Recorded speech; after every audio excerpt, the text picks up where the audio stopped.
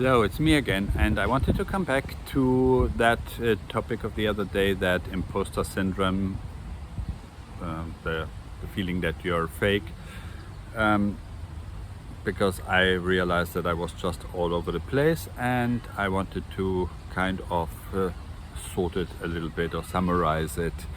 That is, first of all, we know what it is. The imposter syndrome is when you think you're just not good enough, that you think that you're a fraud, and be it, in a job or wherever, you think that one day they will find out, that you were cheating, and then you get just kicked out or worse. And number one, where does it come from? It can have a lot of reasons.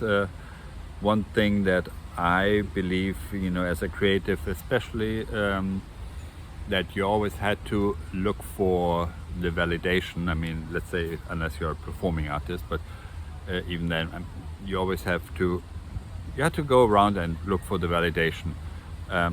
Secondly,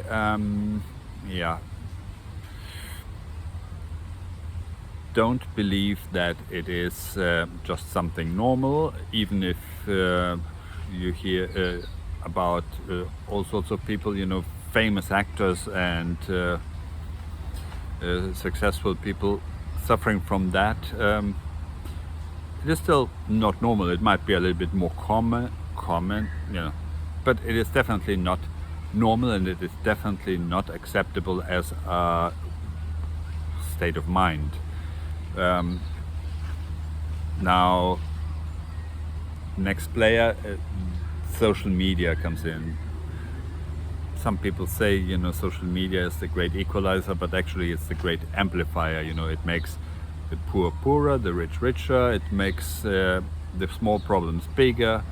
And as such, if you are feeling already that you are not good enough, chances are, especially, again, the creative, if you're a photographer, if you're a designer, a painter, whatever, social media throws just so much reference at you that you think, oh, they're better, they are doing so much better, they make lots of money, and what do I do, So it is the great amplifier. It makes everything that is bad worse. So the next thing, that is the cure.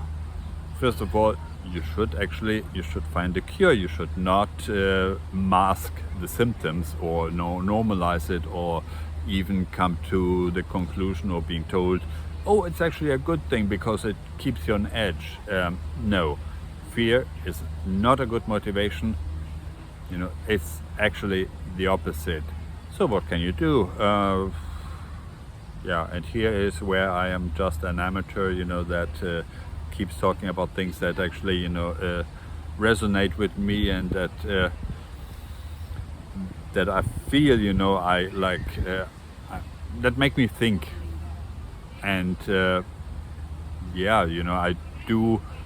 do have that feeling often, that I'm not good enough. I do have that feeling often that everybody else is so much better. Usually because a lot of people are just, more successful in that respect. But what is successful? Let's say successful in the terms of making money. Boils down to that. But would I actually, be better? Would it be better if I would make more money? Yes, but would it actually fix the problem of thinking that I'm not good enough? No, because that would be almost like saying, more drugs will actually heal addiction. It's the problem remains, but you need more to fix it over time. So I would very much appreciate, and I'm kind of working on it, how to appreciate, because, as I said, fear is not a good motivation. I want to be happy. So a couple of methods that I can think of. First, it is acknowledging the problem, knowing that it is not something that can be fixed with external validation. It's also not something that you should just accept. Yeah, live with it. It's we all been there. You should figure out what causes it. You should observe yourself. They say in a kind manner, not like judgmental, because that's actually the thing that makes it bad. You should observe how you're experiencing it, and then you can actually get to the core of the problem. And I think in general it is confidence. It is acknowledging that you are actually, you don't need anybody else to tell you that you're good.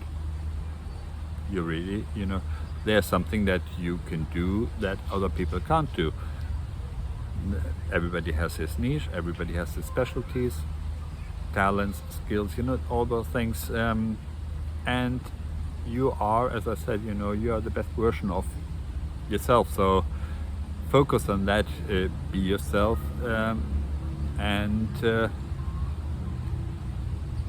the other thing is, focus on the happiness. I think that's what I'm thinking. It's like you don't have to be the richest person in the world. Chances are, you might turn out an asshole, but no, you don't have to earn crazy amounts of money to be happy, which means that the metric of success is the wrong one. If something makes you happy, then I think you will not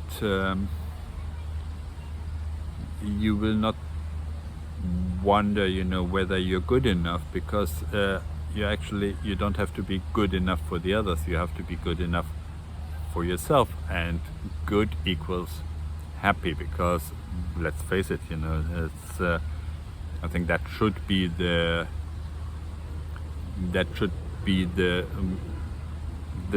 measurement for everything. It's if something does not make you happy, or does not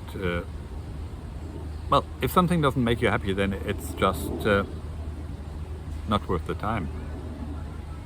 That's super simplified, but what I'm saying is, like, in the very end, it all boils down to that thing. You have your responsibilities, you have your jobs, you have to you're dealing with other people, you want to make other people, all of those things. But in the end, it's what makes you happy. And if something makes you happy, then you are definitely good enough.